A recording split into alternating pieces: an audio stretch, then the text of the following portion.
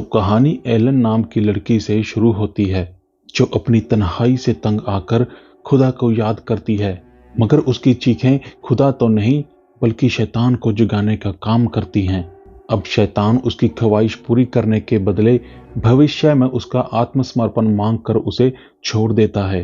कुछ साल बाद एलेन थॉमस नामक एक रियल एस्टेट एजेंट से शादी करके जर्मन शहर विस्बर्ग में रहने लगती है। सब कुछ अच्छा चल रहा था कि एक दिन थॉमस का बॉस नॉक एक पुरानी प्रॉपर्टी ट्रांसिल्वेनिया में रह रहे काउंट ऑरलॉक मतलब नॉस्फेरातु को बेचने के बदले शानदार कमीशन ऑफर करता है। क्योंकि थॉमस के सर काफी कर्ज था तो वह इस ऑफर को मना नहीं कर पाता और जाने की तैयारी करता है। उधर एलेन जो खौफनाक ख्वाबों से परेशान थी, वह थॉमस से दरख्वास्त करती है कि उसे तन्हा छोड़कर ना जाए, पर जब थॉमस नहीं मानता तो एलन निशानी के तौर पर अपने बाल एक लॉकेट में डालकर उसे सौंप देती है। फिर सुबह होते ही थॉमस एलन को अपने अमीर दोस्त फ्रेडरिक और उसकी पत्नी एना के पास छोड़कर सफर पर निकल पड़ता है।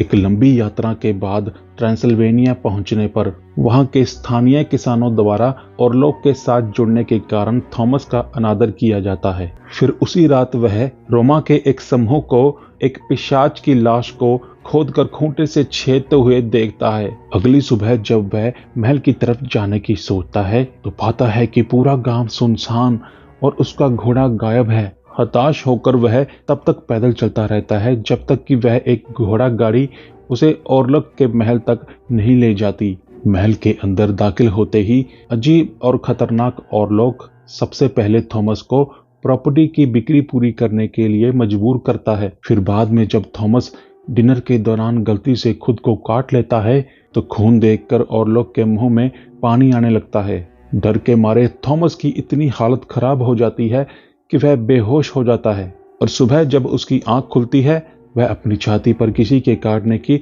निशान पाता है। उसी रात बातचीत के दौरान ऑरलॉक थॉमस से अनजान भाषा में लिखे पेपर्स पर जबरदस्ती साइन करवा कर उससे उसकी बीवी का दिया लॉकेट मांग लेता है, जिसे वह कभी वापस नहीं करता। क्योंकि ऑरलॉक एक खतरनाक पिशाच था तो दिन में वह अपने ताबूत में सोया रहता था और थॉमस जो ऑरलॉक के व्यवहार से तंग आ चुका था, एक दिन जब कुल्हाड़ी से वह उसे ताबूत में मारना चाहता है तो उसी वक्त ऑरलॉक उठकर उसका हाथ पकड़ लेता है। गुस्से में पिशाच लॉकेट पर काला जादू करके एलन को तो बीमार करता ही है, साथ ही थॉमस को पकड़कर उसका खून भी पीता रहता है। प्रत्येक रात अपना खून पिलाने की वजह से थॉमस अब बीमार पड़ने लगा था। यही वो कारण था कि एक दिन हिम्मत करके थॉमस ऑरलॉक के भेड़ियों से बचकर समुद्र में छलांग लगा देता है और बाद में उसे चर्च की एक नन द्वारा बचा लिया जाता है। थॉमस के जाते ही गुस्से में ऑरलॉक प्लेग फैलाने वाले चूहों के साथ एक जहाज पर सवार होकर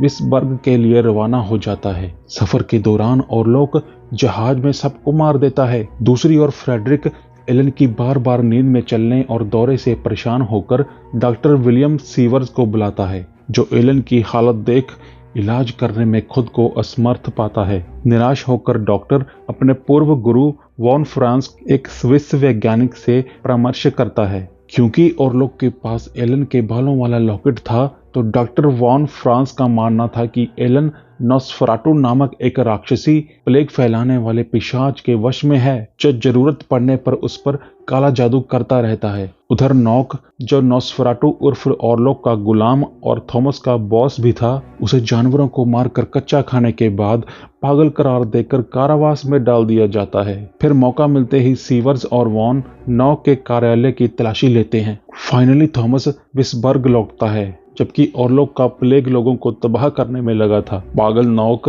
एक गार्ड को मारकर कैद से भाग निकलता है और ऑरलॉक को ग्रोनेवेल मैनर ले जाता है। फिर थॉमस और उसके साथियों को व्यस्त पाकर ऑरलॉक एलन के सामने आता है और कहता है कि उसे 3 रातों के भीतर स्वेच्छा से उसके सामने झुकना होगा, अन्यथा वह थॉमस को मार देगा और प्लेग को विस्बर्ग में फैलने देगा। उस रात ऑरलॉक एलन की मदद करने के बदले एना और उसके बच्चों को मारकर अपना गुस्सा ठंडा करता है। अपने बच्चों और पत्नी को खोने के दुख में पागल होकर फ्रेडरिक एना की बॉडी से लिपटकर प्लेग से खुद को खत्म कर लेता है। इसके बाद वॉन अपनी रिसर्च से पता लगाता है कि नोस्फेराटू को एक सुंदर युवती के स्वेच्छा बलिदान से मारा जा सकता है, और यह जानते हुए कि केवल वह ही प्लेग को रोक सकती है, एलन थॉमस को दूर भेज वॉन के साथ ऑरलॉक को मारने का प्लान बनाती है। वहां थॉमस को पता था कि दिन में ऑरलॉक अपने ताबूत में सोया रहता है, तो फ्रेडरिक की मौत का बदला लेने वह वॉन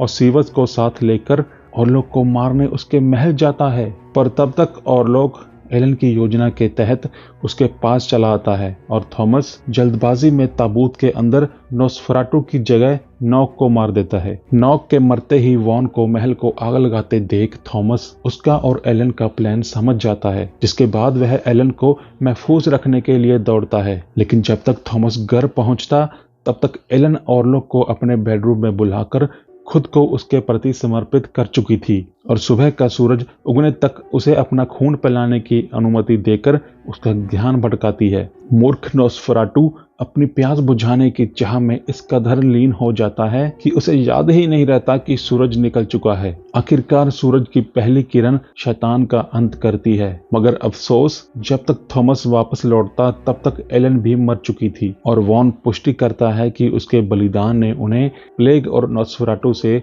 मुक्त कर दिया है।